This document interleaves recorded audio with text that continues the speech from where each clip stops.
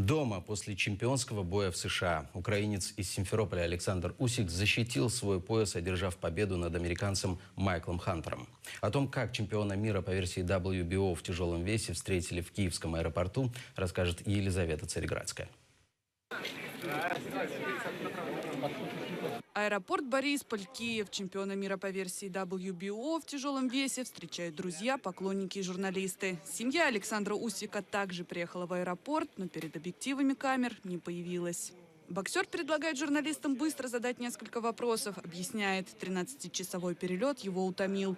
Бой с американцем Майклом Хантером проходил в американском городе Оксен-Хилл. Длился 12 раундов. Со счетом 117-110 победу одержал Александр Усик. Тем самым сохранил за собой титул чемпиона мира в тяжелом весе по версии WBO.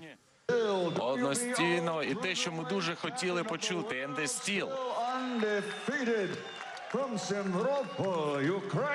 Олександр Усик виграє свій другий поєдинок у Сполучених Штатах. Він стіл чемпіон світу. Олександр Усик, Симферополь, Украина, сказал Майкл Баффер.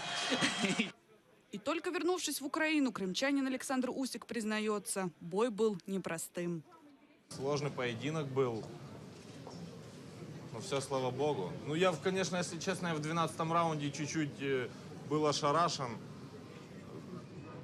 Рефери, во-первых, он, мне кажется, какой-то, ну, такой...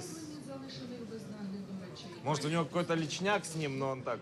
Ну, и парням тоже, когда ты его бьешь, там, глаза где-то летают, а он так, как резиновый. После экспресс-брифинга делает несколько селфи с поклонниками, а позже и с полицейскими. Затем Усик извиняется, торопится к родным. Елизавета Цареградская, Дема Минов, Заман, АТР.